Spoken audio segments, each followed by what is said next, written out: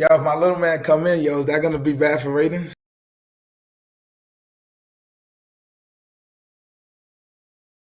It's all good.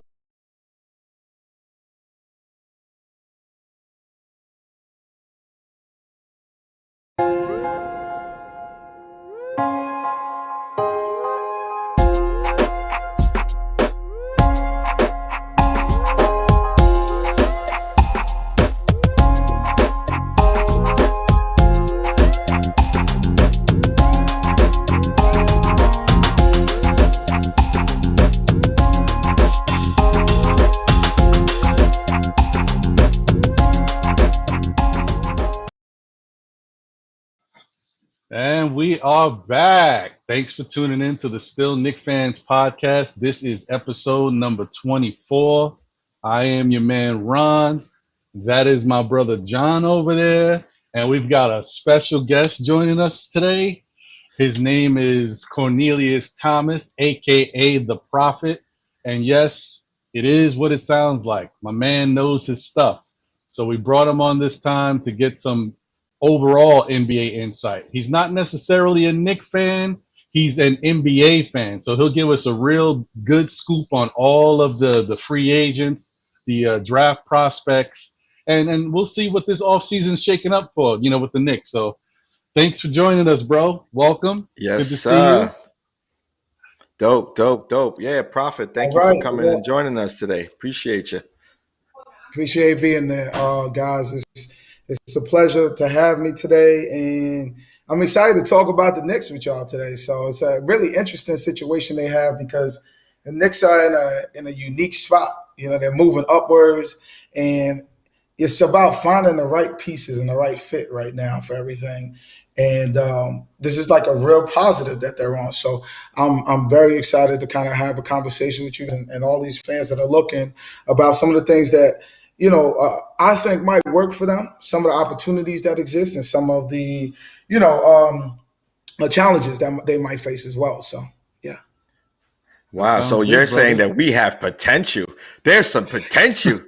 That's what I'm talking about. That's what I get excited about. It's just potential. It's just potential until we make it happen. So, hey, listen, I'll take potential because you never know. You may find a gem in potential, right? So, oh yeah. That's a fact. That's a fact. Yeah, man. Well, thank you for joining us. This is a pleasure. It's a treat because we're close personal friends, but also I know how big of a sports fanatic you are, and how much research and due diligence you put into this stuff. So, thanks for being on, John. It's always a pleasure to see you, my brother. You already know. I also wanted to get to something because you know what? It weighed heavy on my heart. My heart was feeling heavy about it. It weighed.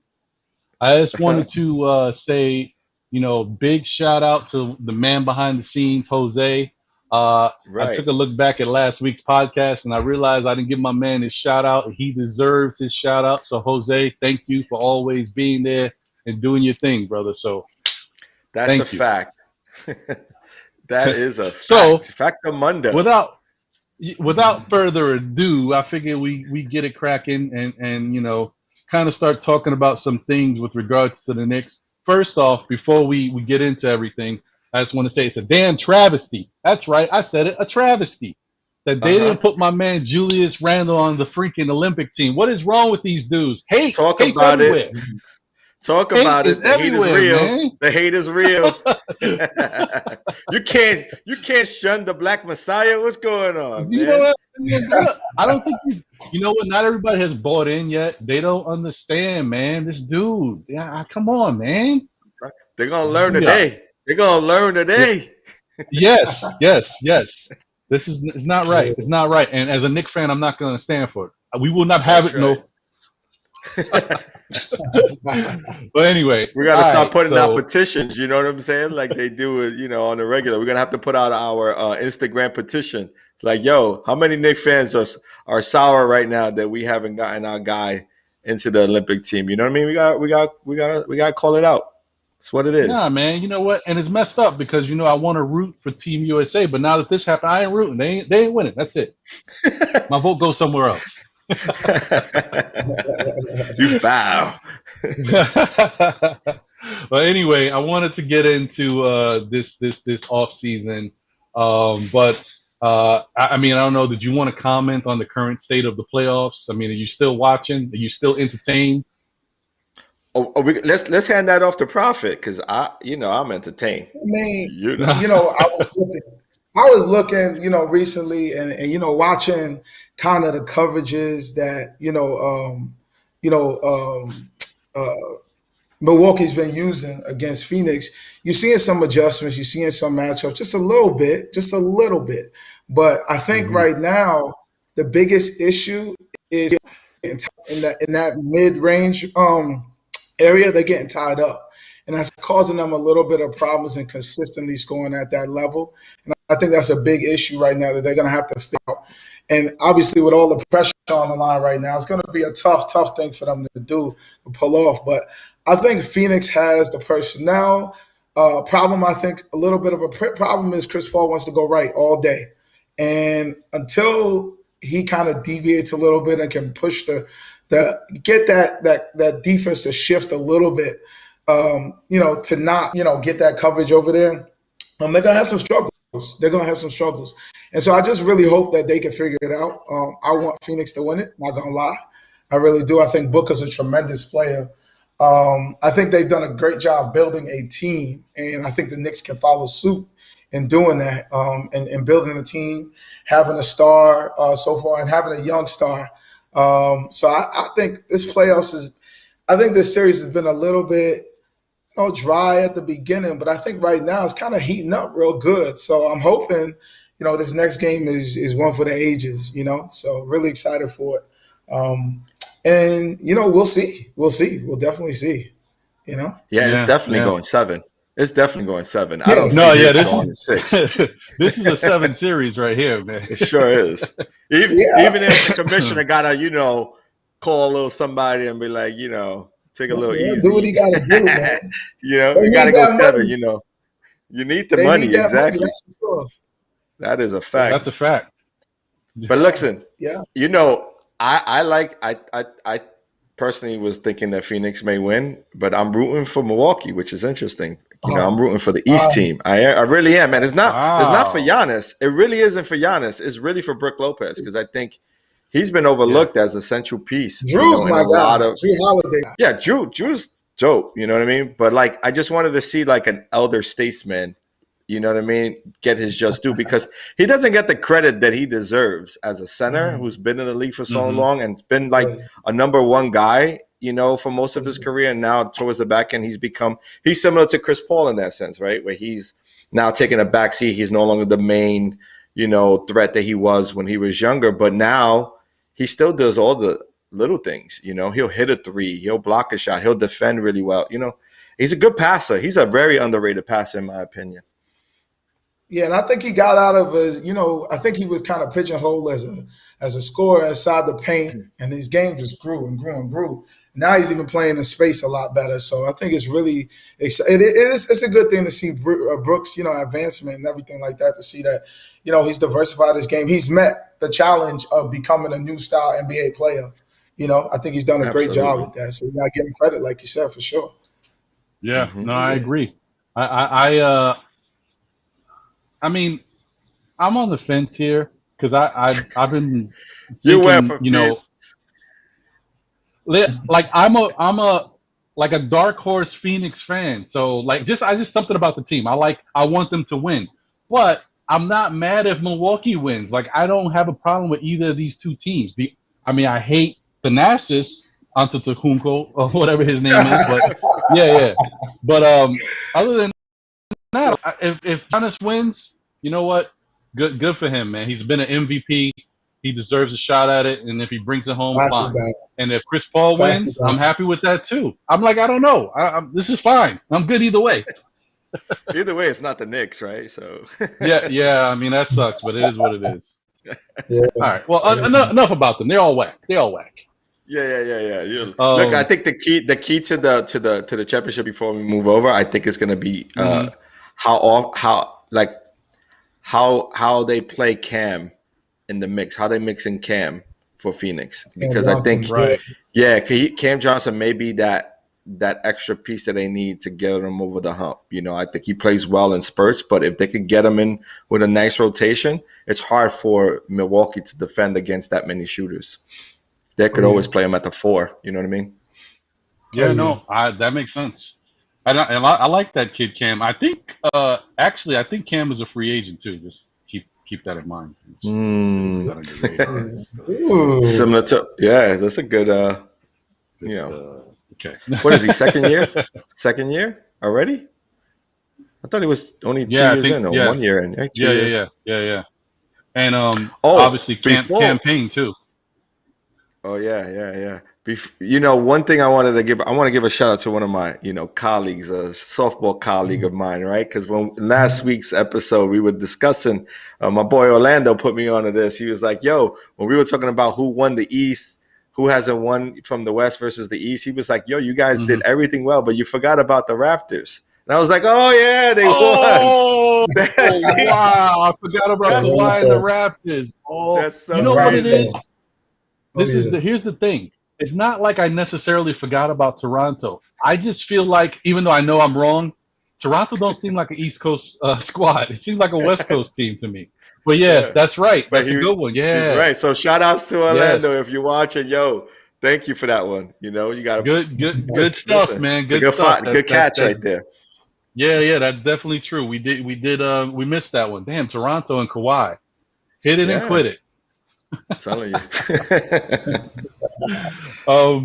Yeah, man. So I wanted to kind of get into the whole thing about these current trade rumors and what's out there, whether or not I believe it or not. I got to tell you, if you haven't heard me say this yet, I'm gonna say it one last time. No, I probably won't. I'll probably say it like 45 more times. I hate this time of the year when it comes to Knick rumors, because everybody's coming to the Knicks and nobody wants to come to the Knicks, but apparently everybody's coming to the Knicks. So yeah, this is the worst time ever. But okay, so being that we are here, apparently, everybody saw the rumors that came out about Dame, wanting to get out of Portland and possibly having the Knicks on his short list of teams that he would like to go to. I don't know if I necessarily believe that the Knicks are on his short list. I think the Knicks would definitely embrace Dame. He would be great here, and he would take over the city, and he could be king here. Problem is, I got other friends that were giving me their 2 cents about the whole Dame to the Knicks thing. And even though I don't necessarily fully agree, they made a good point that there's other teams that Dame may be a better fit with and can also put him in a better position to win now. So I don't necessarily think that Dame is realistically going to come to the Knicks. And I don't necessarily think, which I've said already, I said it last week, I don't think it's the best possible move for the Knicks, because I think going with Dame, putting all those assets into a trade for him, and then being stuck holding the bag, not knowing how you're going to build the rest of the team around him, I don't think it might wind up being another Portland scenario. So then what's the point of that? Like, for a Knicks fan, that'd be great. A perennial playoff team every year that has a chance is nice, because we haven't had that. But are we really going to be able to go anywhere like that? And is that enough for Dame? Is Dame going to look at it and like, no, this ain't going to work for me here either. I like New York, but I need to go somewhere else.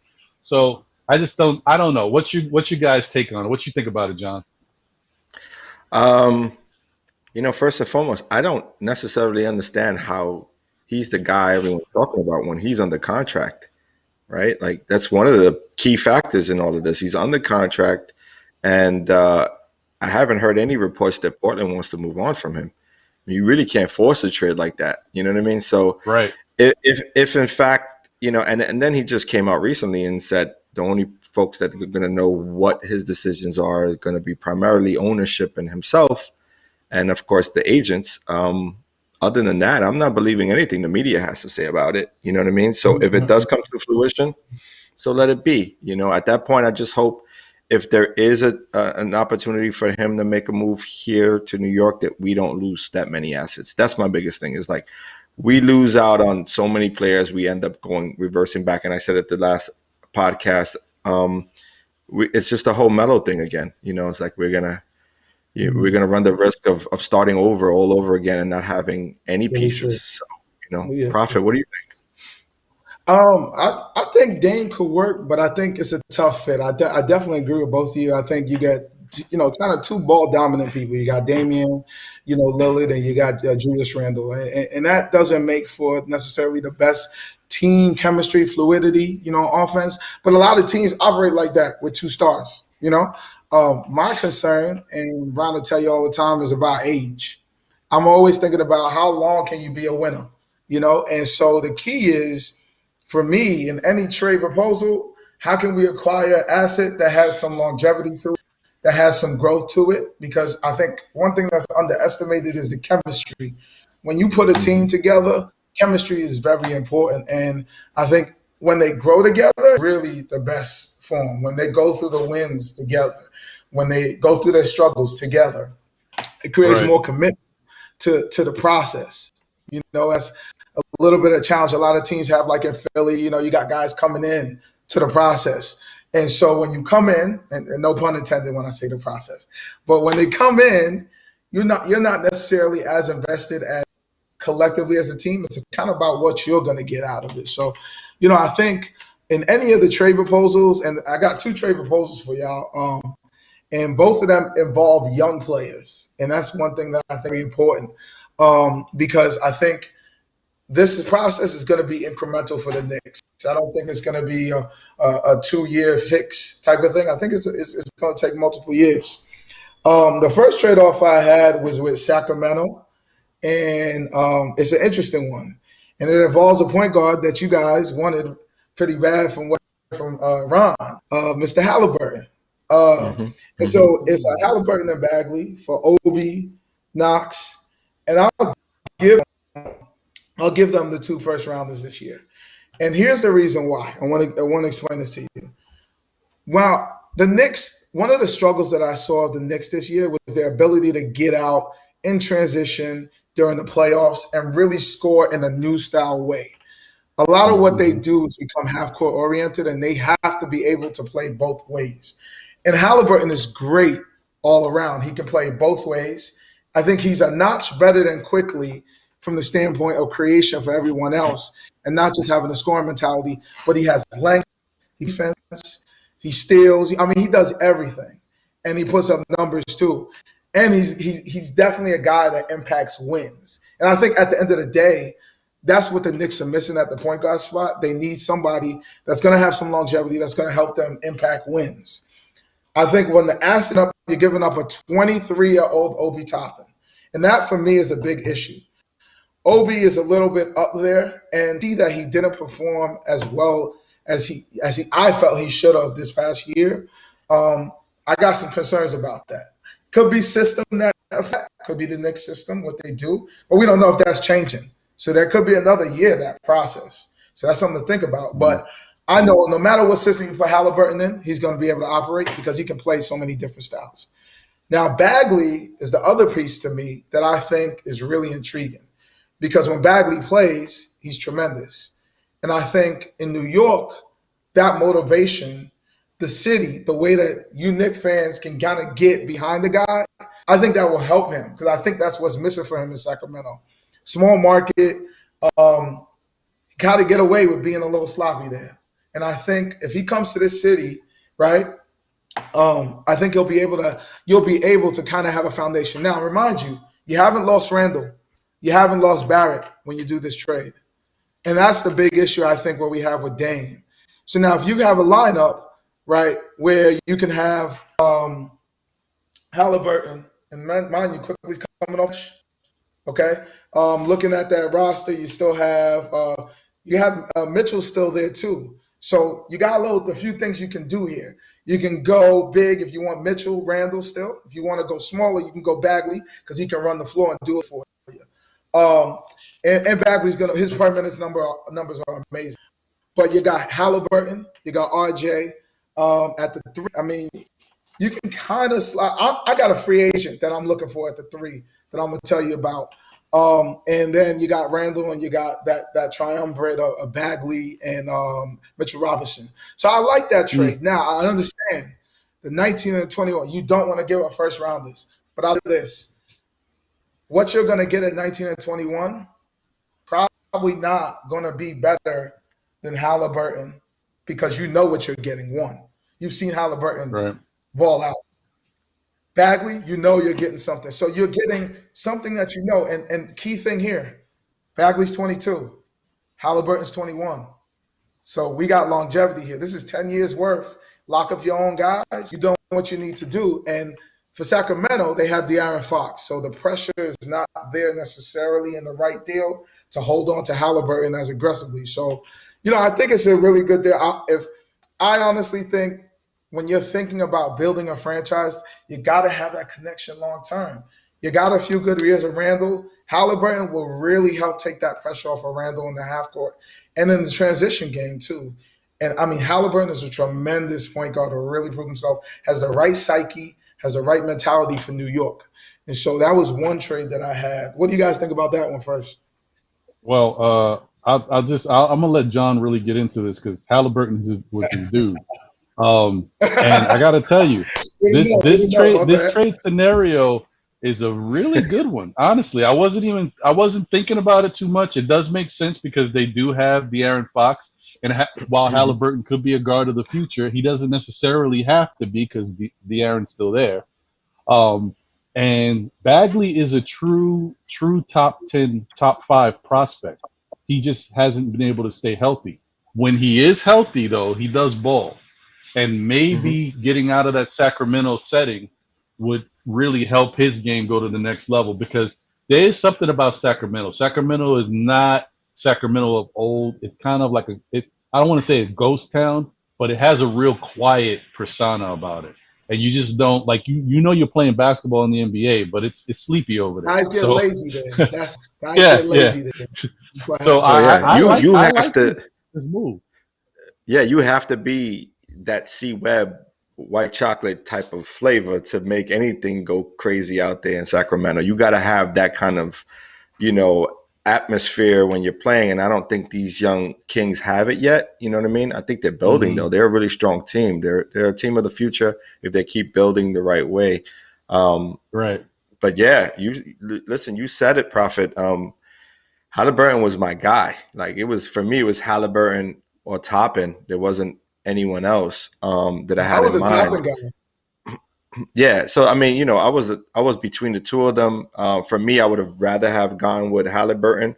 So I think the one thing that I'm afraid of is because how folks in any industry don't like to look bad, right? So when this is a Leon Rose pick, and if he turns around and then swaps Toppin for Halliburton, you know what I mean? That may be kind of a little thing there, but I'm not saying not to make that. I would make that move. I would personally be like, you know what? I made a mistake. And, Toppin fits better with Sacramento. He obviously does. I mean, if you make that move, because you have De'Aaron Fox is going to get him the ball in transition, and that's where he's going to succeed, as far as Toppin. So the best case scenario is getting something back and allowing a kid like Toppin, who has a good personality, seems to be a really, willing to learn and grow his game, get him in the right situation. It's a win-win.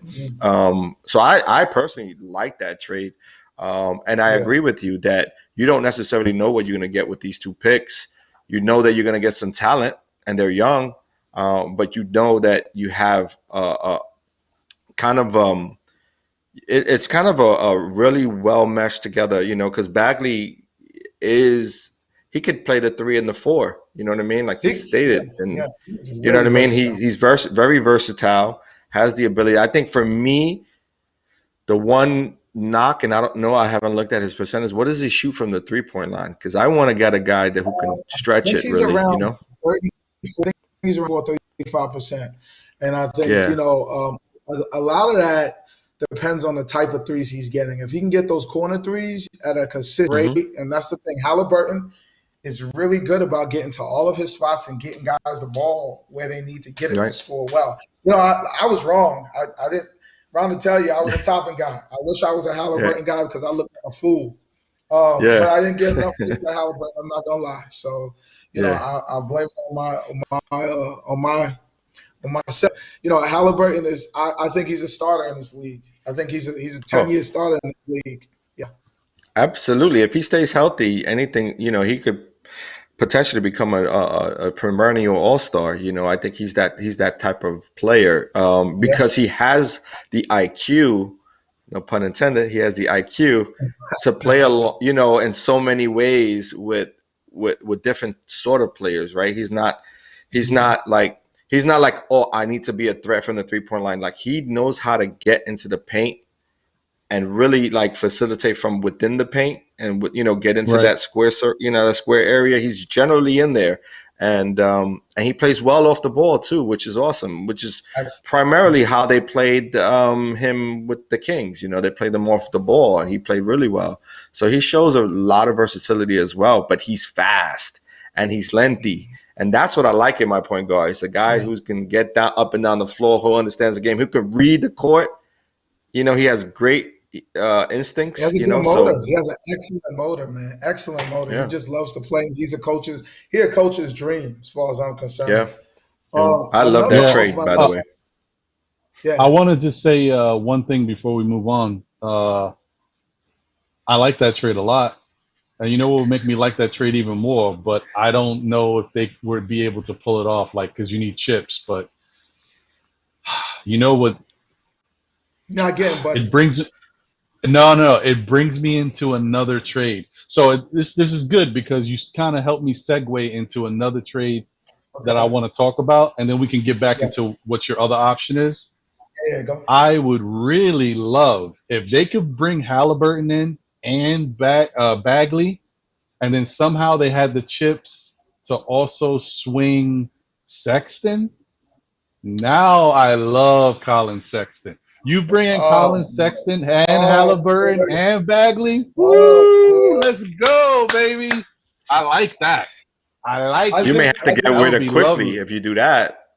No, I'm okay with it. I'm okay with it. Don't get me wrong. I like Quickly. I love that kid, and I think he's going to be one of the really good players in the league in a few years.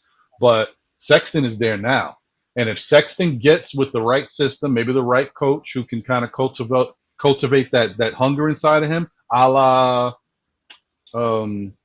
what's your Officer Buckets? Jimmy Butler. Jimmy Butler. Yeah, because Jimmy Butler was a certain way. He had a good game, but he was a little kind of reserved. He was still a dog, but the dog didn't come out until Thibodeau really pushed him, and then he became a monster. So you never know. Maybe you can bring that same dog, out of the young bull in Colin Sexton. Yeah, I think the one thing I'm sorry. Go ahead, Prophet. Go ahead. Rock off. No, I just wanted to say real quick. One of the one thing that I do like about Sexton is that he goes after it, right? That's the one thing. He has a motor. He goes after it. Outside of that, I don't think he shoots it better than Quickly. You know what I mean? And so because of that, I wouldn't make that move. I think Quickly shoots it better from the free throw line and shoots it better from the 3-point range.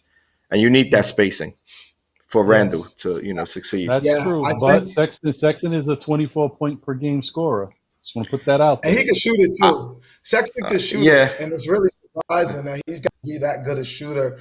But I agree with John. Like, Halliburton and Quickly in the backcourt is tough to guard. Whereas you don't have to worry about the downhill, and if the drive is there, it's may not go all the way to the rim. Where with Sexton, he's going all the way to the rim pretty much all the time. Mm-hmm. If not, it's a floater, right? It's a black hole right there. He's like, yeah. And I mean, you got that already. You got that with Quickly already. You don't need, in my opinion, you don't need to. I mean, Quickly's like a slightly watered down version of Sexton in that regard, except he's not as good as physical getting to the, and he ain't dunking on people. So that's the only difference, I think, for me. But remember, we're not getting rid of Rose either. Like, Rose ain't going nowhere. So that's the biggest thing for me is like, how do you get a Sexton and Rose ain't going nowhere? Especially if you do a Halliburton move, right? Like, yeah, well, I mean, but I don't consider if that scenario was to pan out, which it's not going to, because it's too much, it's 2 trades and it's a lot of chips. It wouldn't happen that way. Knicks will pull off one big trade if they're lucky, and maybe some minor things, but I couldn't necessarily see it realistically happening. But if it was to happen, Sexton wouldn't be the point guard. Sexton is the 2 in my scenario. He's a small 2, but he would be the 2. And that's how I make it. Listen, but he's a 2 who gets buckets. That's scary. He's a 2 that gets buckets. And don't keep in mind, with Cleveland, he was on the court as a 1/2 with Garland, some points he would exactly. Garland would be rocking the point most of the time when they were both on the court. That's scary. Y'all small. Yeah, you're right. Halliburton got some size to him, but you're small at the 2, real small at the 2, and that's a dangerous thing to do. Yep. You know, you That's can a good go point. with your low post offense all the way. Like that's what Booker does all day, basically. Exploit at the second level. He exploits anybody at the mid range, and imagine if you had a guy that was 6'3", where I mean Booker's doing it to guys that are 6'6". So I mean, it could be a long night, and it's not even Booker's size that could probably do the same thing to a guy like Sexton. And I think that's where the problem with Sexton in Cleveland is right now, is what they give up on a defensive end for what they get on the offensive end, and it's kind of leaving them even, and that's their issue I think right now with them. But I like Sexton a little more than I ever did because of you, Ron. You slowly got me to see Sexton like a viable NBA player, but I mean, it could work, but it's a lot to ask for those 2 trades back to back, man. I tell you. And remember, the game is not the same either. Like I could see this game if the Knicks were to take a page out of the 80s, 90s Pistons, where you had Joe Dumars, Isaiah Thomas, but that was a bang 'em up game, right? That was a beat 'em up game. It's a little different nowadays, where you're not gonna be able to do that and be that physical. You know what I mean? It's different. You know what I mean? It's a different game. And so I agree that Garland and Sexton, that's the biggest issue. It's like there's not enough basketball to go around because Sexton is going to drive it constantly. He's not really looking to make the assist. So, he may get some here and there, but he's not. That's not in his brain at the moment. He's going to get buckets. You know what I mean? So that's a good point. He knows what the money is. I'm not gonna fault you guys there. That's definitely a good point. So, what's your other scenario that you were thinking about, Prophet? What's your other trade scenario? San Antonio, Derek White, and disclaimer: I ran all these 3 trades through the NBA trade machine, so they work. Just so you know, they work. Money's right. The money's right. The money's right. So Derek White and Lonnie Walker, and I would give away Obi, Peyton, 1 of the first rounders and 1 second rounder. I love Lonnie Walker's game.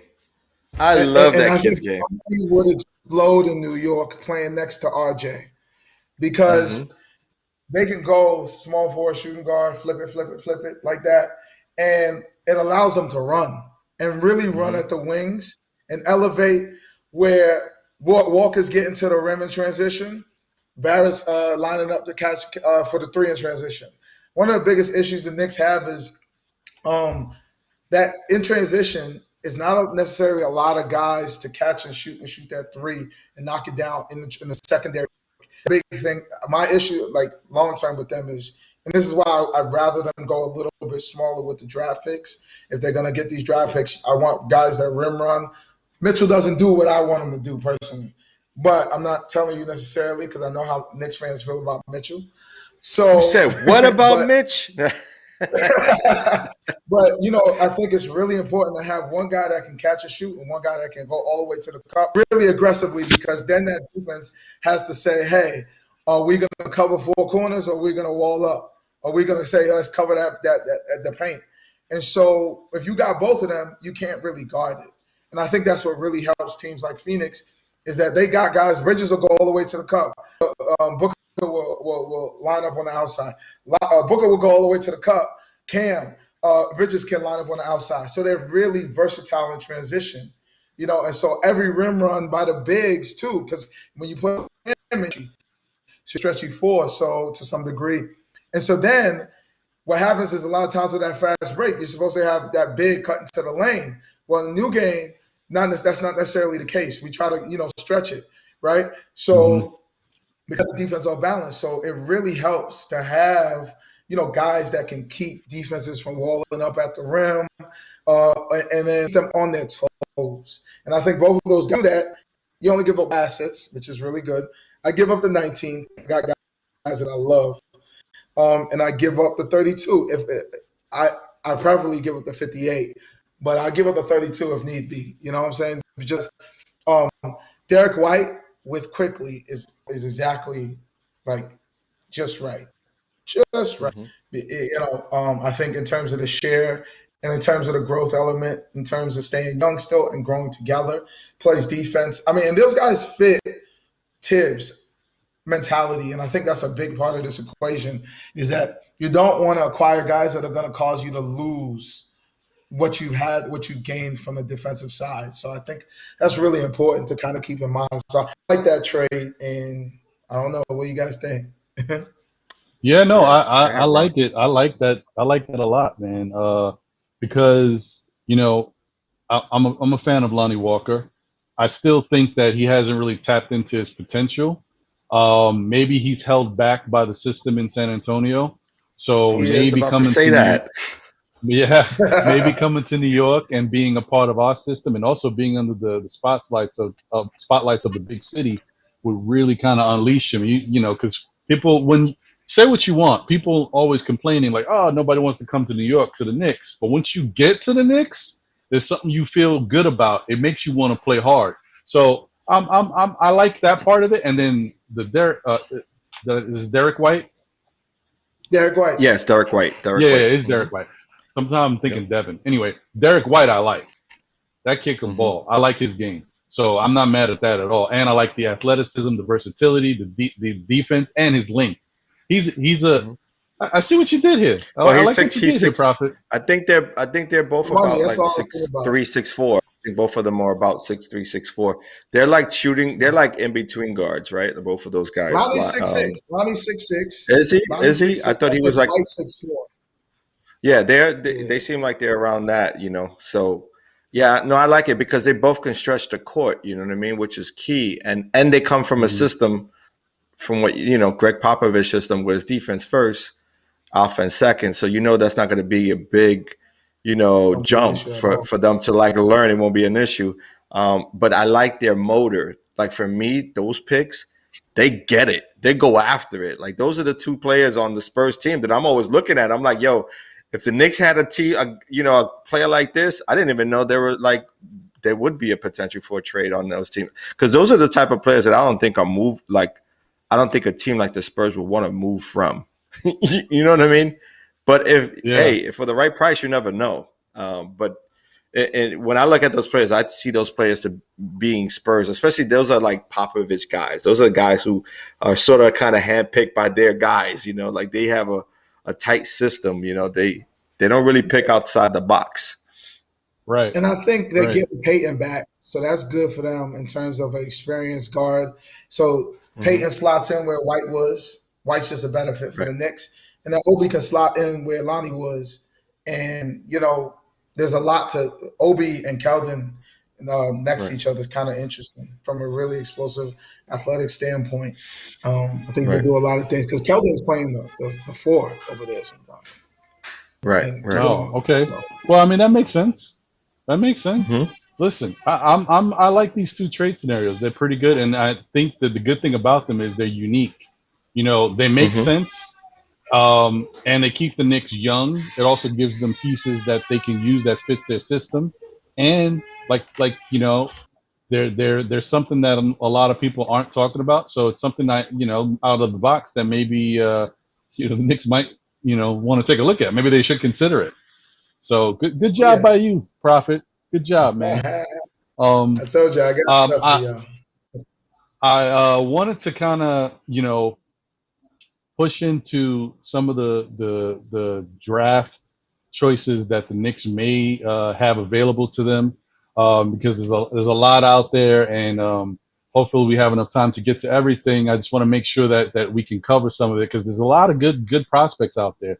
There's of course a bunch of names that most of the draft mock draft boards are talking about, but then there's some other names that maybe aren't as high on the list that myself or John or even, Thomas think that might be really good fits for the Knicks and could definitely work out. So did you want to kind of kick it off, John, with like one of the people that you were really thinking about? Yeah, for sure. Excuse my background. I got a little one, so we're gonna hear some That's okay. As I live. told you, those are excited Knicks fans. Exactly. She's excited. Yeah, I think one of my draft pick, one of the guys that I'm looking at, and not specifically coming like up in the board or anything like that, but like with our first pick, would be a player like everyone's talking point guards and stuff. So I was looking at Jared Butler as a potential player. He's out of Baylor. He's about 6'3". You know what I mean? Strong, versatile. He could shoot it, which is good. But reminds me of a young Baron Davis. Maybe not as explosive as Baron when it comes to leaping ability, but I think as far as build, he's got that kind of like stocky, athletic build. I was looking at him. What do you guys think about a player like that? Go ahead, Tom. I mean, for me, I love the guy. I think he's a Norm Powell. That's what I think he is. He reminds me of Norm Powell from this past year. Maybe not as athletic, but I mean, he does it the right way. He can get to the rim. He can shoot it. I mean, he plays great defense. I mean, he's, I wasn't particularly looking at that name, but Ron shared that name with me, and I was like, wow, this kid he's perfect for the Knicks because he's a slot in type of guy. Slot in, play defense, shoot the three ball, make good decisions. Won't anything. That's the most important thing. Won't force anything that will cause disturbance. The growth of RJ or the growth of any of your pieces that are trying to grow from an offensive standpoint. He can be a guy and just play his role. Yeah, no, I agree. I like him a lot. I look at him like the Knicks. I hope that they're able to go out there and get the best talent available. But I don't know if that best talent is going to be available because I think some of the guys that are out there that look really exciting and you would love to have them on the Knicks may be gone. And so if Butler is there when the Knicks have to pick, that's a very nice. I don't even want to call it a safe pick, but it is a safe pick because he checks the boxes. You know what I mean? So I would definitely love having Jared, Butler on the team. We'll see what actually takes place. But everything you guys said. I mean, he can shoot it a little bit. He can drive to the rim. He's a decent facilitator. But what I really like about him is his defense. So yeah, no, I like him. He's definitely. And it's funny that Baylor had. No, go ahead, John. No, I was saying his defense is really on point. Are you about to say they're the Butler, the Baylor team had two guys. They got two guys that are solid guards on the same team, which you don't see too often. Right. And one is going top 10, right? So right. Devion.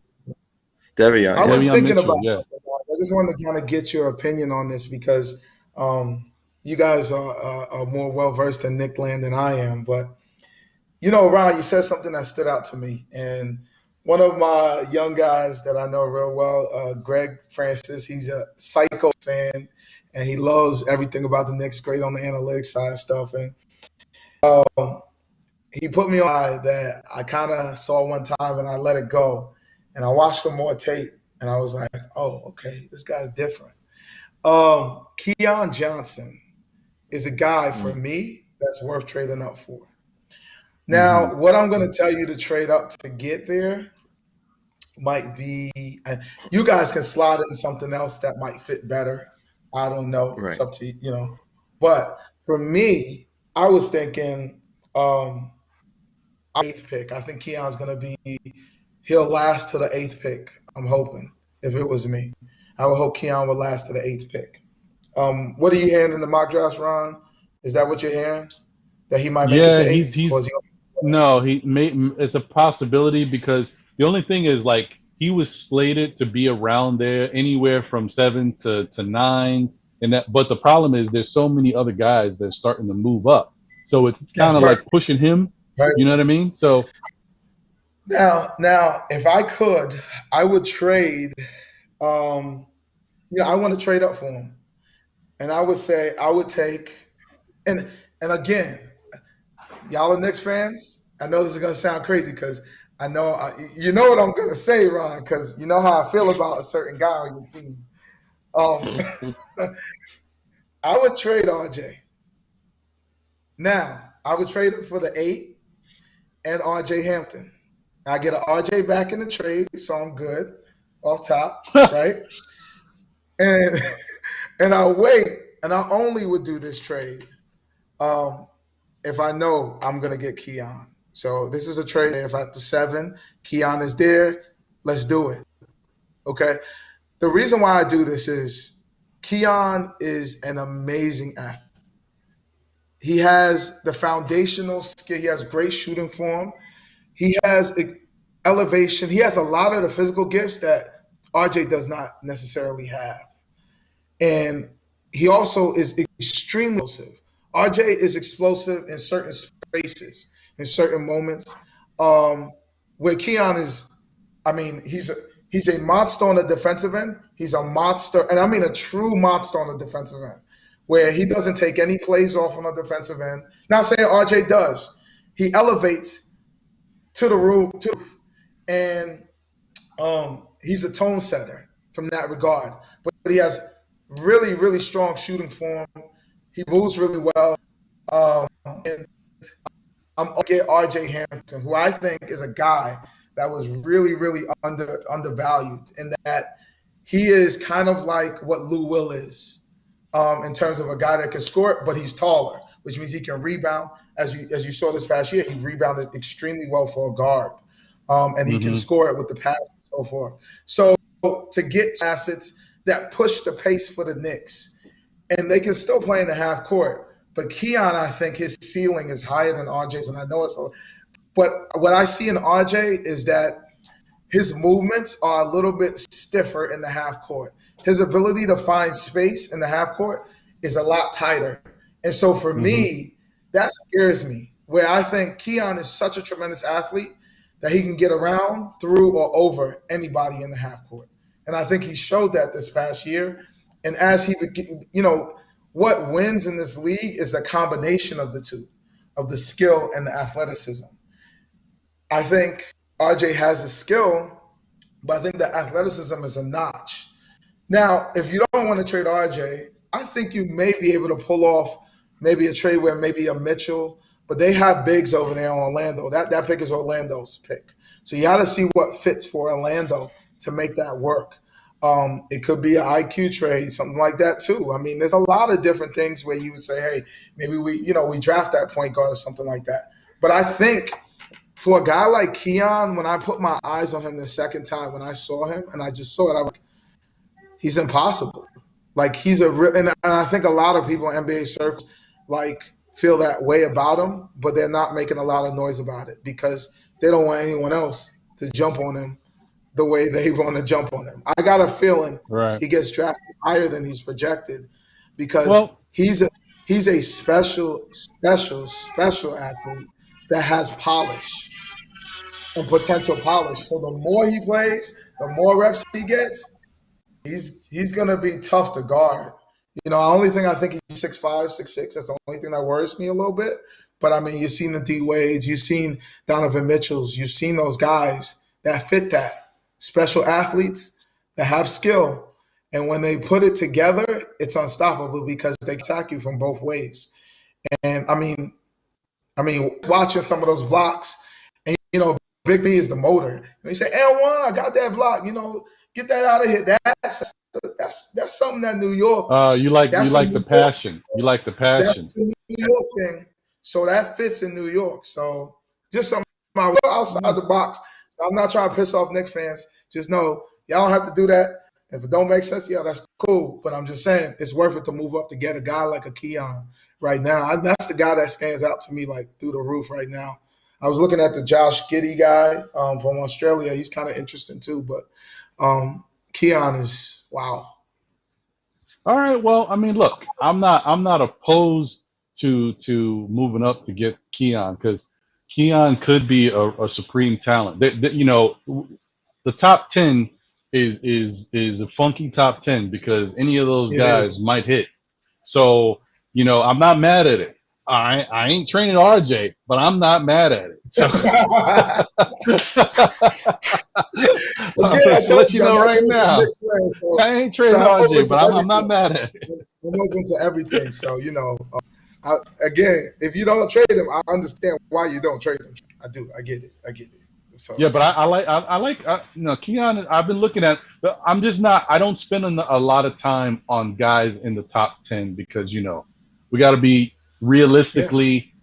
How it's not as easy to move up to get into the top 10 unless you're giving something that maybe the Knicks don't want to give up because they are a young team on the rise and we're not quite sure what they want to part with. So I hope that they're able to move up. I know they're looking to move up, but you never know what's going to happen. And so I'm kind of focused on where they actually might be able to land. They might be able to move up a little bit from like 21 or 19 to maybe 13 or 14. Who knows? But if they can get into the top 10, that would be great.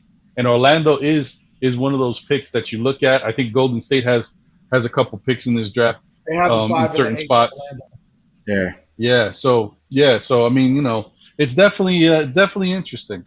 What do you think about that, John?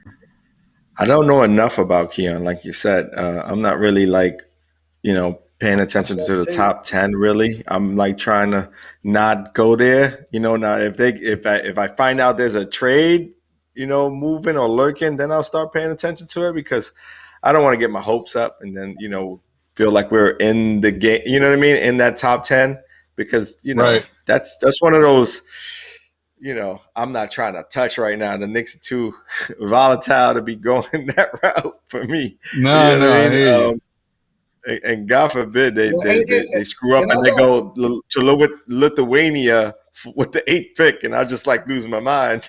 So, Yeah, no, I hear you. that's been done a lot. So I don't know.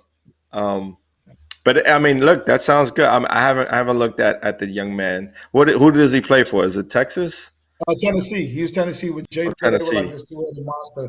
Jaden was more of a shit. Like, he's a little, in my opinion, he's a little softer. I Okay. apologize, Jaden Springer, if you listen to this. Apologize to you. But I don't think we got but there yet. I don't think we're there yet. yeah, and I would say Keon is a dog on the team, the guy that's gonna score it and do everything. He's just Okay. tremendous. So I just and a lot of people feel this way about Keon. Like he's a special athlete. You don't find too many athletes like that. He also has the motor, and that's the key. You slide a guy with a motor in with Tibbs, and you got something special. Now, if he can score it and he's got a motor, now you got a foundational piece for Tibbs. So Well, that'd be great. I um, mean, I don't know how realistic it's going to be, but if somehow the Knicks are able, because I know that is one of the things they're trying to do. If somehow they're able to get somewhere in the top 10, and he's on the board, and that's an option for them, because I do think that he's probably one of the better options in the lower slots in the top 10. So we'll see what happens. I yeah, wouldn't be mad at it. But oh, for yeah. the sake of time, because I know we got a couple more possible draft guys that we want to look at. Let's hit it with a little bit of a rapid fire, if you will. Mm. I know John was high on a couple different guys. What's one of the other guys you were looking at, John? Oh, I love out of Arkansas. We got Moses Moody, who's a shooting guard. He's about 6'6" or 6'5". Super talented. Probably one of the better shooters in this draft. Mm-hmm. Folks aren't really giving him that much credit, but he could shoot it with the best of them. So I like his in between game. I like that he's not just going to wait around and hit the corner only. He's got the ability to drive to the basket, and he's got length, which is important. I think he's got a pretty decent size, like length wingspan. So he plays on both sides of the court, which is important for me. Every time that I look for a Knick play, I'm looking at does he play both sides of the court? So Yeah, that would be yeah. kind of my second. You know, the only problem I have with Moses Moody is that ever since this whole draft process has happened, and I've not witnessed, but I've seen all these different mock drafts, he was at a certain point where they had him going to the Knicks, right? In a couple different scenarios, maybe with pick number 19, then they had him going at pick number 21. But since time has passed, Moody has moved up a lot of boards. So I don't even know if he's going to be there when the Knicks pick. So that's the only issue I got. He's looking so good to people that he might have played himself out of our slots. That's the biggest thing, is it, because they start, like, everyone, I think all the scouts are really realizing he's probably one of the better shooters too, and that's a high commodity once you get, but if he happens to fall down for whatever reason, it's a no-brainer. You know what I mean? Yeah. What do you think about him, Thomas? Oh, Moody, I love Moody. I think like John said, John hit it on the button. He plays it all the way around. He can score on the inside of the low. He can shoot it really well. He can put it on the floor and get to the cup. That's really important too, because you don't want that stationary, type of guard. I think, that we've seen that Malik Monk type guy, and then Malik's Trent. He's improved to the point where now he can put it on the floor and go to the cup. But he always had it in him. But Moody does that now, so I think it's a great thing to see. So I like Moody a lot. I really do. I'm a fan of his. Yeah. Yeah. No. Yeah. I mean, Moody's a good one. I mean, if somehow he's able to fall to the Knicks, I would not be mad at that. I'm definitely okay with it. One of the other guys that John, I know you looked at, and I'll just kick it off with him, because if there's a guy that I want the Knicks to get, and I don't know what happened, it's like overnight. The past couple nights, this dude is like, he's like, everyone's radar. He is everywhere, and this guy is the dream scenario for me right now. If I could get this guy on the Knicks without having to move up, this is perfect. Now, if we move up, obviously I want something a little better, but at 19, if we can get Trey Murphy is like, man, like that is, oh my God, the piece that I'm like, he's like the Trevor Ariza, like the that's a good comparison, bro. The Mikal Bridges, but he's smoother than Mikal Bridges, and he's got a little bit more length. That would be perfect. I'm too excited about him. I know he's not going to be there because he's moving up everywhere. Yeah, I don't know. I don't know. That's the thing about the last two guys, is that they talked about how great this draft was going to be with young players, and depending on how they do in the combine when they get to work out for teams, it's all going to be dependent on who wants them, what radar they're in. Like who Orlando's looking for guards because they just moved on everybody. You know what I mean? So they're ready. They're primed to grab a guard. And then you never know what Golden State. Golden State loves their guards. They love the guard play. They even they're in the mix, even in the Damian Lillard conversation. So they're not afraid to go that route. So for me, it's like these shooting guards, these cross between point guards and shooting guards, they're going to go up high and fast. I think you're probably going to see a lot of the power forward centers fall a little bit. You know what I mean? In this draft. And and that may benefit the Knicks, because I told you before, we don't have depth in the center position. We really don't. No, that's right. Yeah. That's interesting. Yeah, how do you feel about Trey Murphy? I love Trey Murphy. I think I didn't get a good look at him until today, and I was like, my goodness, okay, all right. Try to tell you, that boy's bad, man. He's a savage. I like him. He's a guy. But my only issue with him is he's 6'9", and the guy I love that now Trey shoots it better than him. The guy I love is the combination of size, because I think the Knicks need to be able to run with a big man, like have a true that is a rim protector that can run some new age things, like put it on the floor in transition, things like that. Is Kai Jones, and we were talking about Kai Jones. Kai Jones. Oh yeah, Kai Jones, right, from Texas, right? Kai Jones is very interesting because he can take those two dribbles in sky. He can he has the form to get a jump shot. but you have to worry about him on rim runs, where you don't have to worry necessarily about a lot of those bigger bigs. I was one of the guys' name that gave me is Charles Bassey. Bassey's a guy I love. I think he has tremendous size, but he's not going to beat anyone down the floor. Kai Jones is going to beat everyone down the floor. He's going to catch it for the alley all day long, and he's going to be one of the first two guys down on a fast break. And I think, again, when we were talking about attacking at two levels in transition, being able to get at the rim, you want to have a guy that can lay. You want a guy that can rim run to alley-oop. You want your corner guy. Kai Jones gives you that. And I'll be honest, I think you can get Kai at the 21. I mean, if you're lucky, you might get him at the 32. I mean, if you're real lucky. But, you're definitely going to get him 1921. I don't think the height machine has gone all the way up for him. Does he shoot it, though? Does he really shoot it? Kai Jones? He can't shoot it. He's not Trey Murphy. That's what I was saying. He's not Trey Murphy. Trey Murphy. Yeah. He'll shoot that thing.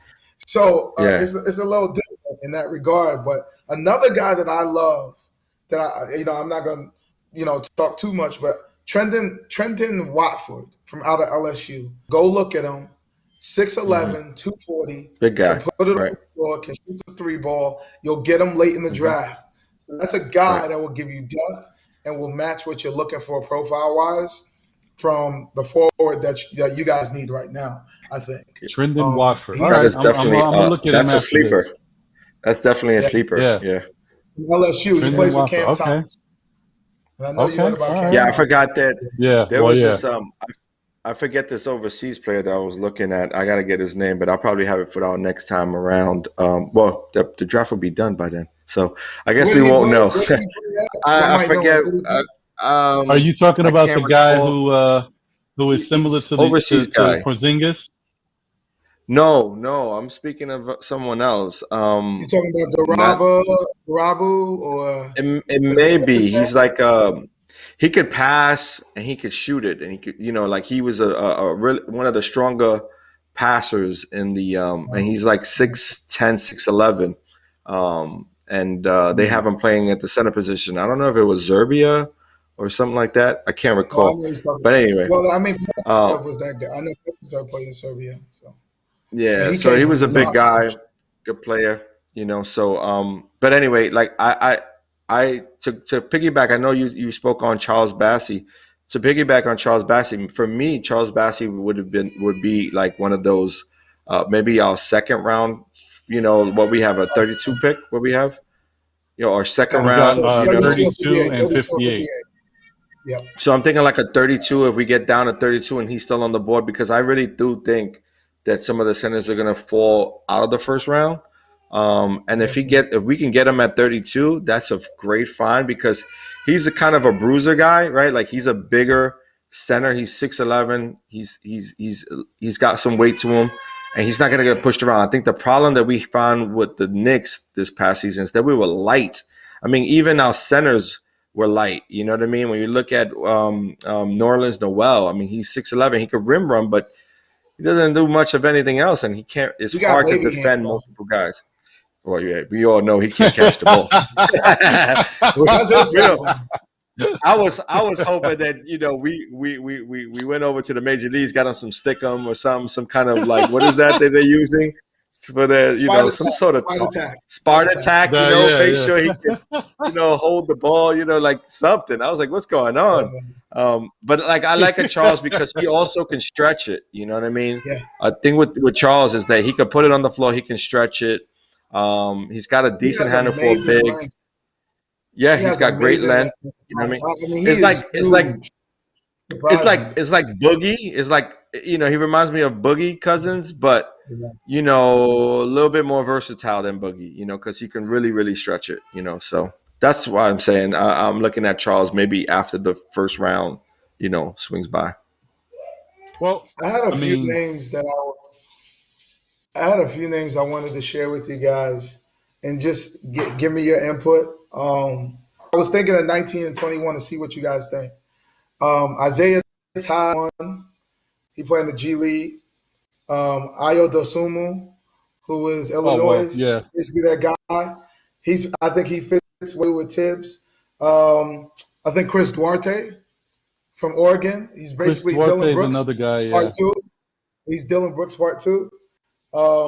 I thought Reef Cooper is good, but his comp for me is Ish Smith. So that's an interesting one to if you look if that's what happened to Ish Smith being that small. And then I think that was Harper Jr. was one that's really interesting to me. Take a look at him. He's got a little Paul Pierce thing. So I think it's something to think about as a late pick. He might be undervalued. Um, Ron Harper Jr. And I mean, he's kind of chunky, but he can hoop. So it's something to see. is So he related to the other Ron Harper? yeah, that's his son. Hmm. So we know He's he a got the brother. pedigree. You know Uh-huh. Yeah, there's yeah. pedigree there, so you can't go wrong with pedigree, especially in the second round. You know, you can always take a flyer on a kid like that who, if Oh you yeah, motivate him enough, he can get the physical stuff go out the way. You know what I mean? Get him into camp early, get him into physical training, let him lose some weight. You know what I mean? That could happen for a kid like that. But he right. got the pedigree, so that's definitely a plus. I like Duarte. I really do like that player. I like his game. So we'll see how that goes. We'll see how it matures. But you got some names there. I got to look up, man. You put some names out there. I haven't really been up on. So Yeah, I Harper got some Yeah, Jr. homework to do. Yeah, I don't know about Harper Jr., so I'm gonna look into him and check him out. The other guys you mentioned, I already had them on my list. I've looked at their games. A lot of people have been talking about them. I see a couple hiccups in Duarte's game, but he can shoot it. Um, I don't necessarily. I don't know. A lot of people are high on Sharif Cooper. I'm not. I don't know. There's too many things about him that I'm not necessarily high on for the Knicks. Another team where you've got an established team where you've got pieces that you know are working, I'm okay with them. I think he would be a great fit. But for the Knicks, whose biggest issue is shooting, I think you got to bring in guys who can put the ball in the hoop, man. Even though he's a playmaker and is a good facilitator, I'm clamoring for the Knicks to get a facilitator, but I need somebody who can shoot too. What's the point of being able to move the ball around if you're not a threat to the opposition? You know what I mean? Yeah, yeah, I hear that. And his yeah. size isn't great, right? Isn't he like under He's small. Yeah, 6? he's For six. who? He's six So feet or that's 6'1". For yeah, who? Sharif, Sharif. yeah, he's shorter than that. He's like Sharif six small. feet, Yeah. but he has unbelievable vision, and that's why I comp Ish Smith because No, he is. Smith Yeah. amazing. So Um.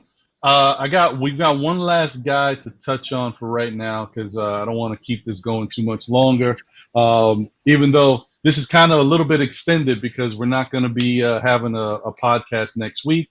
Uh, I like this gentleman, and I mentioned him last week, but we got a little video on him too, and that's Luka Garza from Iowa. I think Luka Garza is going to be one of those guys that'll definitely be there at 32 for the Knicks. But dream scenario for me, if the Knicks don't give up their picks and they keep them, and somehow Luka Garza is there at 58, you snatch Luka Garza, and you later thank the heavens because you were able to get him so late. His biggest knock, obviously, is he's slow-footed. He's a big dude. He got big feet. Um, he is one of those guys that is not anything to write home about on the defensive end. But I'm telling you, on offense, he can do everything you want from a big man. He's got a little floaty game. He's got a good free throw percentage. He's great from three-point percentage. And he also is a pretty good passer. I'm not saying he's not the MVP of the league type passer, but he's a very good passer for being a big man. I love the pick. I love Yeah. that pick, especially in the second round. Yeah, I agree. It's a nice pick if he falls down that far. I don't necessarily think he will because he's super skilled as far as a Yeah, player is concerned. Like he's got a lot of skill in his game, but he isn't going to wow you, like you were saying. Like he's not somebody who's going to wow you, but he will be a clutch shooter on any team. To be honest, he's a good piece to come off the bench for sure. I don't think yeah. he's one of those guys who you build a team around, but he's definitely a guy you need on your bench who can, do a little bit of everything. And he fills the gap. I mean, what is he, like 6'10"? or so. Like he's a big boy. He's not 6'6". necessarily a He's center, a big dude. but yeah, I He's don't know if he's a 6'11". center though. Is he 6'11"? Okay, so he could potentially Mm-hmm. be a center as well. But again, the defensive side of it is always a big knock for a guy like that. He isn't going to do much of anything on the defensive side, so you may have to play him at a power forward position, where he playing Yeah. guys are a little bit undersized. So I like the pick if it's late for sure. That's a good find. I mean, honestly, dream scenario for me, because I honestly don't think the Knicks are going to hold on to all 4 of those picks. But if they had, say, 19, 21, and 32, dream scenario for me is Trey Murphy at 19, either a Jared Butler at 21 or Duarte. And then, you're able to take either Bassey or Garza at 32. And that would be my draft class, because I don't think 58 is going to be there. I think somehow they're going to move. Knicks are going to make some type of move, because Tibbs ain't rocking with 4 rookies. Leon, what Leon's gonna do? He's gonna trade one of those for a pick or 2 picks next year. Right. He did some magic this past year where he moved up in the board and didn't lose much. You know what I mean? We had an opportunity to get Halliburton and quickly, and we just chose the opposite. That would have been amazing. We got cute with the RJ Hampton thing. We should have had RJ Hampton, but it is what it is. True. Yeah. But I think we're going to be in good position. One thing I wanted to bring up though, I could, with the free agents market that's out right now, who are the guys you're looking at as far as free agencies are concerned? I know there's a lot of talk about the, Lonzo Ball and a lot of the guard plays, but is there anyone in your radar that you're looking at right now? I'll ask Prophet first, that you feel like can fit the Knicks if they got rid of, let's say, a second round or maybe one of the first round and a second round pick to make happen? Yeah. So I actually have 4 guys I was looking at. So one was Evan Fournier. I think he's a great free agent pickup for the Knicks. Affordable, fits everything that they're trying to do, I think. Malik Monk is an RFA, restricted free agent, so that's one that you can put an offer sheet in, and I don't think they're going to challenge you that much for them. Doug McDermott is one I think you should bring back because he's better than I like Doug. Yeah, and the last one I really think is an interesting one is Devontae Graham. He's a restricted free agent too. And Malik, obviously, because he's a UK connection, I really like that one because it might fit really well. But Devontae Graham still has a lot of potential. I just think he got caught in a situation with Melo Ball, with Rozier there. That he's the missing, but he's shown the ability to pass it, and I think that's something that's important. And we know he can shoot it, so I think he works well with Quickly a little bit because I think they both kind of do a little bit of what it does, but Devontae has some experience, and I think it's just good to have another good young guard that's seen a little bit to line up with Quickly, I think, a little bit. So those are my primary FAs that I was looking at for the Knicks. I'm not a big believer in getting older free agents or guys that are like 30s because you only get a pocket of performance from them. So DeRozan, I'm leaving alone. I'm not breaking the bank for a year or 2. And it depends on the contract if I'm going to get one of those guys. And I think, again, I'm in the belief system that I want guys to grow, or I want guys that can help us along that path. For as enough, he can be a stabilizing piece for that team. When they need buckets, he can get buckets. He can really get buckets. He can shoot. He can score. He's a good player. Yeah, he can score. He can do it all. I was surprised that I'm surprised that it didn't transition as well as it should have in Boston. It seemed like he was kind of caught in between a bit, because the whole idea was like bringing back what was the gentleman who they got rid of, who was always hurt, and he got hurt again this year. He got the bag though. Hayward? Can't recall. This Hayward. Guy from Charlotte. Hayward. Oh, Hayward. Oh, Gordon. Oh, okay. Yeah, Gordon. Yeah, because like they moved away from Gordon. They realized that they needed that piece, and then they brought in Fournier, but it didn't quite mesh well. Maybe it's because they didn't have enough time to play with each other, but it seemed like he was kind of not in his pocket with Boston when he was killing it when he was in Orlando. Yeah, I don't think he had enough time. I don't think he's had enough time to really acclimate to the Boston system and how they play, and for them to know how he likes to play in his game. Right. Sometimes that takes a little time. It's a good point. Yeah. Who are you looking at, Ron? Free agent wise. Well, really quickly, I am looking at, for even though he's older and the price tag is steep, I think he brings the winning mentality to the Knicks, and he instantly makes them better.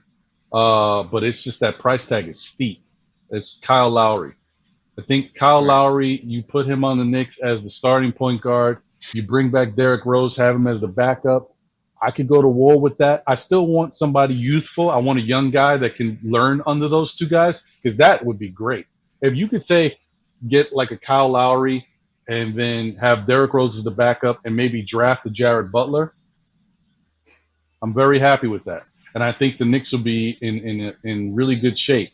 They'll be tied up with a lot of cap into Lowry, but the only thing I don't like about Lowry, as opposed to Chris Paul, because they're both similar in the fact that they're up there in age and they're still contributing. Chris Paul probably is making a little bit more.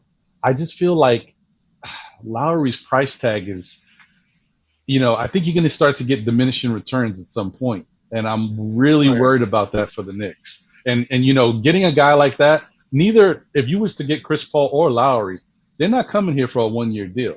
Like, of course they want to win, but they want their money. So that's tough. I don't know. That's for sure. Yeah. With Kyle Lowry, he wants at least one more payday before he calls it quits. I think he's one of those guys who's going to give you everything you need as far as leadership is concerned. As far as Kyle Lowry is concerned, he's going to give you all the leadership qualities that you're looking for. He's a proven winner. You know what I mean? He is a dog. He's going to go get it. And it's good to have him and Rose on a squad because, I think they will mesh well. They got similar personalities when it comes to how they play. It's just, does the money make sense? You know what I mean? I don't necessarily know if we're going to have to give up a lot of assets for Kyle Lowry, but I know for sure you're going to need the money needs to make sense, especially if you're trying to pay Mitch Robinson in the future. And, you still need to pay Barrett. You know what I mean? So those are the things that I'm concerned about. One of the guys that I'm looking at is Laurie Markkanen. That's the guy for me who the Knicks couldn't pick up at probably a better offer or better, price tag. Because right now he's kind of caught in between in Chicago, right? Like they know he's one of those potential perennial all-star players, but he isn't getting the touches he needs to showcase his talents. I think a guy like that can play the center position because of his height and stretches the floor and doesn't have to play in the block, can kind of mix and match with Randle. I can see that really working out. If in fact we try to go somewhere out the box, I don't think that Markkanen has been spoken about a lot when it comes to like a lot of what the people are thinking about free agency, but I think it would work. What do you guys think about a Markkanen? I think it's a unique. I think it's a weird fit, but I think it serves the purpose. It's almost like if you get Markkanen, I'm gonna play with the 5 because I need some physicality down there, and Markkanen has none. So he's literally tall, and that's about it from a standpoint of a center. So when I want to get small, he don't run the floor that well, but in transition in the secondary break, shoot it. So it's really good to have a guy like that because the other big that's guarding him, is going to go all the way to the rim, and he's going to pull up short, and you got catch and shoot threes from your big man, and that lanes for other guys that are cutting in transition. So I mean, that's it. It fits. It's different because I don't know how defensive like laxness meshes with Tibbs. So that's the only thing that I would say concerns me because he may rise and become a better defender. I mean, that's what Tibbs seems to make everybody. And if he does, then you got something really amazing because Yeah. that's the only thing right now. Keeping Markkanen is his motor is the only thing keeping him from being a very, very, very strong player. That's just my opinion. No, I agree with that. I think that's who Markkanen is. He's a very strong offensive player. On the defensive end, he doesn't put enough effort in it for me. But I like him, and I've always wanted him on the Knicks. Problem is, now that we got Julius Randle and how Julius Randle likes to play his game, I don't know if Markkanen is a good fit because Markkanen is going to pull the center out, right? Which is great. So that gives Julius lane to get into the paint. However, Julius likes to pull his guy out because he likes to shoot his little mid-range. Sometimes he shoots the three. And if you got Markkanen and Julius lingering around the perimeter, then who's getting the rebounds? And that is something that concerns me. But other than that, I like it. If there was, but it just have to work. Like the pieces around them would have to be a good fit. You'd have to, if you're going to have something like that, then whoever's playing small forward would need to be somebody who can rebound.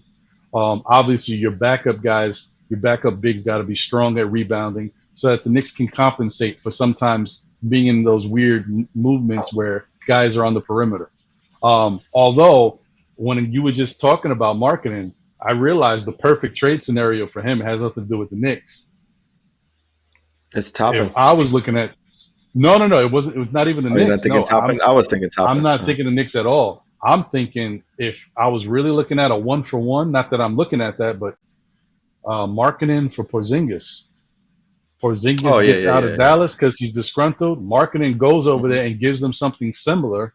And then but we're not trying to give Dallas no trades, man. Come on, this is the Knicks. I just thought about it, though. It just popped in my head. It just popped in my head. What are you doing? What are you doing? Whose man is this? Oh man! But yeah, man. Hey, listen. Well, listen. Let me bring it back to the Knicks. If which I don't know, I'm just saying, if they were to go this route and go awkward, right, and try to shift the way of like this free agent talk, if you grab a market and you move, in my opinion, you play Randle as you would a Melo. You play him at the 3, and you stay big with Mitchell. So then that way you have some versatility. You have the floor spacing, and the ball stays in Randle's hands to be that one-on-one player. Because for me, the offensive threat is where we kind of fell short in a lot of our occasion. Like we had Bullock shooting, a lot of those threes, and he wasn't as consistent in spots. A Markkanen could stretch the floor, and if you step up, he has the ability to drive. He's kind of like that. He's got great tools, you know what I mean? Offensively, he has all the tools. It's just the defense, like you said, and the Tibbs can make a team defense work. You know what I mean? And I think he's shown that in the past. So it's out the box, and that's kind of why I brought him up. Why I brought a market. Yeah, no, he's not. He's not horrible. Yeah. He's not a sieve. He has the ability to be a good team help defender. He can definitely help. At the power forward, it makes sense for me. Yeah, I like the stretch big. The only, the real reason I'm not that high on him is, I get really concerned about guys that get hurt a lot, and he gets hurt a lot. So that worries me. But if he's healthy, you see what he did when we played them, when we were supposed to knock them out, that he lit Randle up. So, right. Yeah. You don't trade a guy like that to, Dallas. Yeah, but that way, maybe we should bring Porzingis back. No. Anyway, okay. Sorry, we don't like. Sorry, my fault. What are you doing? So, I think we had for the sake of time. I think we had 2 more guys that I think we should just touch on briefly, real quick. One guy that I know no one was thinking about, but I'm not gonna lie, I did hear this somewhere else. I was listening to something on. I was watching the Man show, and somebody on his show brought up Tim Hardaway Jr. And honestly, dude, Tim You would bring him Hardaway back Jr. makes a lot of sense. He's turned into for a 70 really mil. well. Listen, He he's got the turned into a bag really once. We're gonna give formidable him the bag player. again. Yeah, but his numbers, man, he's a much better player now than he ever was when he was with the Knicks before. So If I don't that's know. the case, He might I'd rather fit. bring back. I'd rather bring back McDermott, like Prophet said earlier. If that's the case, Oh, I bring like back him too. McDermott. Bring him I back like instead of McDermott too. Hardaway, who caught the bag and then did nothing for us. It was ridiculous. But if you look at it, Hardaway has always been who he has been. He's never done anything necessarily bad. He just they tried to make him the Messiah. Now we got the Messiah, but they tried to make Hardaway the Messiah. This wasn't his Nah. fault. I don't know, But man. Sometimes I'll be done with players at some point. Porzingis, I'm done with. Jeremy Lin, I'm done with. I'm done with these guys. I'm done with Hardaway. I don't want to see that guy return. I mean, he can What's score, interesting though? McDermott, yeah, he could score. McDermott didn't do what we thought he was gonna do when he came to the Knicks, and it may have been a system thing. I don't know. I'm not sure. Yeah. I think there was a natural progression in his game, and I think what happened now. I think he's defined his skill set. When he came out, he was a little stiff, movement wise and things like that. Now he can move, he can drive, he can do different things. So I think he fits y'all really well now because he can still do what he used to do, and he can do some new things. I don't want him. Yeah, I don't think John wants to see it right now. But I think you need to look at some. Listen, after this, we got some homework. Look at some video on Tim Hardaway Jr. once again. I think Tim Sr. put him on notice, and he came to us and stunk it up just because. Tim was like, "We'll never play well in New York." Hey, you may be right. All right. Well, the last guy I think we should go over is a guy that you brought up many times in the past, and you brought him up again for today's show, is Kelly Oubre Jr. And I like Kelly Oubre's game. It's very versatile. I didn't like him. I wasn't sold on him in the beginning. Actually, Thomas was the person who kind of hit me to Kelly Oubre. He was a big Kelly Oubre guy when he was with the Wizards. Was it when he came into the league? Yeah, I like him more even than Phoenix. Yeah, really? Okay. Right. Yeah. So what do you think about him? Because I mean, he's one of those guys. Like, I think he can do a lot of different things. You asking me? Yeah. No, I mean, I was asking Thomas because he hit me to him, and then I was going to go to you, John. Okay. All right. Sounds Well, good. I think Kelly's expanded his game some. I think there was a little bit of culture shock going to Golden State, having to carry all that responsibility and be a guy.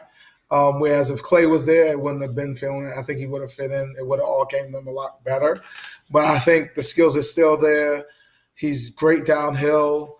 His mid-range game it comes and goes because he's so good going to the cup. Like you have to guard him honestly from the mid-range because if you overplay him, he's going all the way to the rim. And he can knock down some mid-range shots. But the thing I love about him is his ability to slash and be a guy and do both at a really kind of noticeable level. So I think it's something to pay attention to. And if it fits the budget, it can't hurt. But it's something they have to think about and how they want to use him because you don't just want to add a guy like that and not have a plan for him. I think, in my opinion, because he can become skitterish if you don't have a way you want to use him per se. Right. Okay. All right. What do you think about him, John? What is it that you like so much about his game? I like his versatility. I like he's got the height, he's got the length. He runs the court with the best of them. He's a gazelle. You know what I mean? Like he gets out there and he jumps out the gym. You know what I mean? And a guy like that, you got so many possibilities that can happen. Let's say, for instance, if you pick up a Oubre, right, and God forbid something happens to Randall, you still have a 1-2 punch there. You get what I'm saying? You don't lose anything because Oubre can step it up and be that sort of number one or number two guy, for a team like the Knicks who of course, and Oubre's young. He's not that old. He's 24, 25. He's in that range. You know what I mean? So he may be hitting prime years as well. And with a kid like that, you never know. The sky's the limit for him. I think he just needs to be in the right situation with a team that's going to believe in him. And yeah, he could do amazing things. He's also a good defender. You know what I mean? And that's something that people don't pay too much attention to because he's playing in Golden State and he played in Phoenix. They aren't really known for their defensive, prowess, but, he plays it. He gets up on people and, he's not afraid of the competition. So I definitely like a move there if they were to look for because he fits. You just throw him right in at the small forward position. That's not even a question. That's a definite plus for me.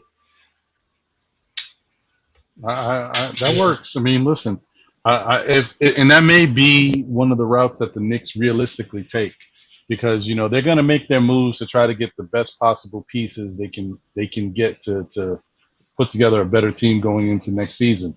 But Oubre may be more of a realistic piece, and he might have a bigger role in New York than he will have in Golden State.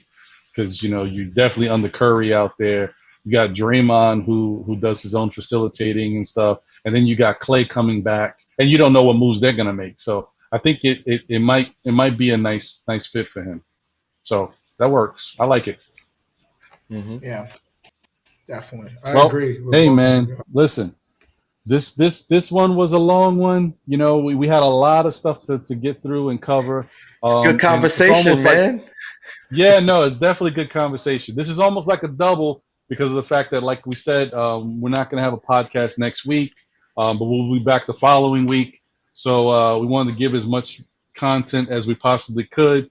And for some of you guys out there who may not know too much about different draft prospects and you're still doing your research and haven't had time, we give you a little info that we've looked at. We're still learning all these guys. There's a bunch of names, and being that this draft is so deep, there's so many different options for the Knicks and other teams. So it's a lot to go through. Yeah. And we still haven't, really probably touched the surface on all these guys, because this is one of those weird drafts where I hope it goes down as being one of the best, because if that's the case, then hopefully the Knicks get somebody good in it.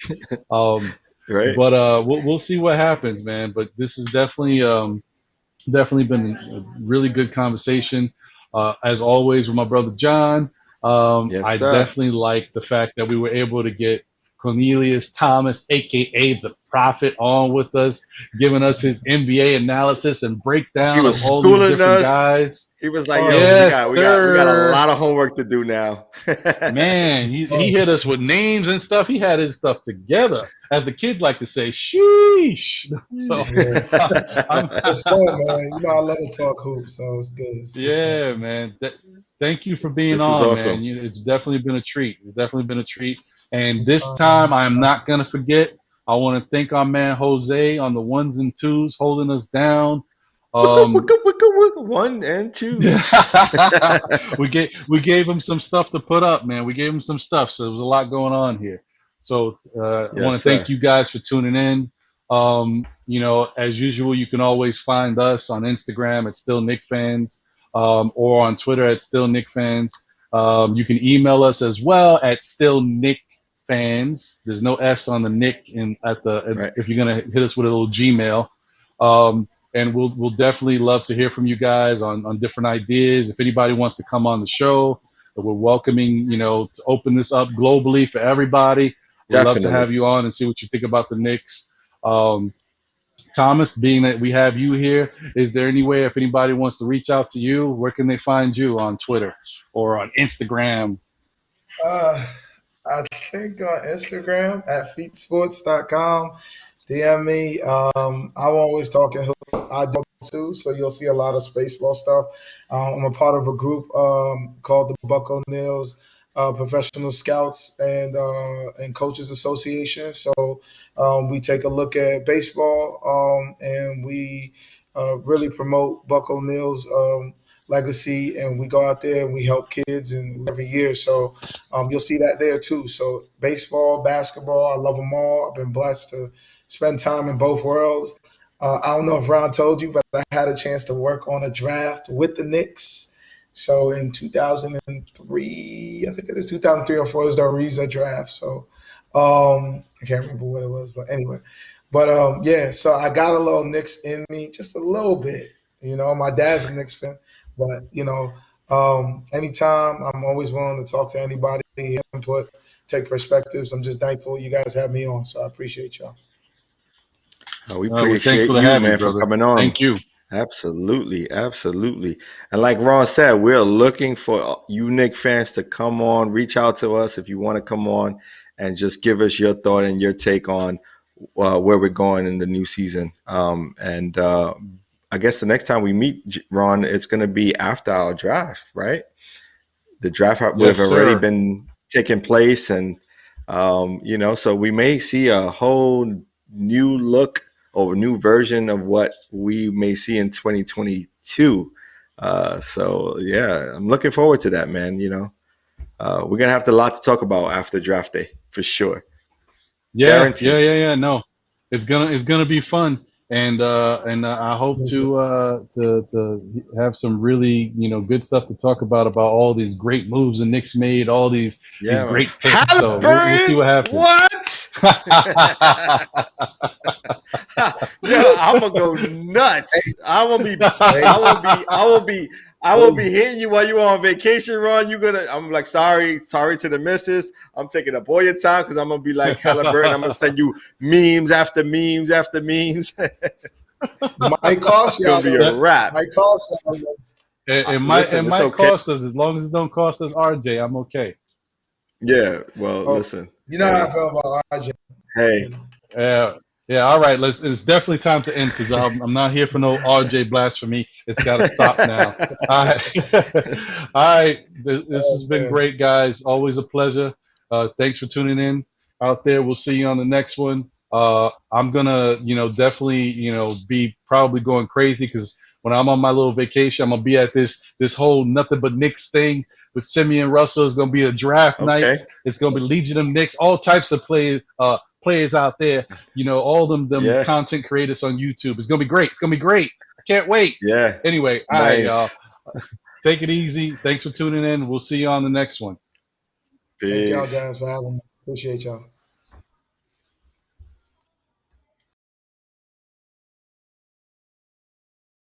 To see who's best, roll the dice, break the pipe, and let's see who's next. Ron and Jon on the mic, talking New York Knicks. We be rooting and recruiting for the boot camp click. Take a step back, take a minute, talk trash, but we in it. Let's go now, cause we winning. All you haters, gon' be living. Run amok, knuckle up, ain't no New York punk. Step it up, keep it clutch, have the Midas touch. Let it go, let it flow like the Circus Soleil. Run the court, watch the show, we got something to say.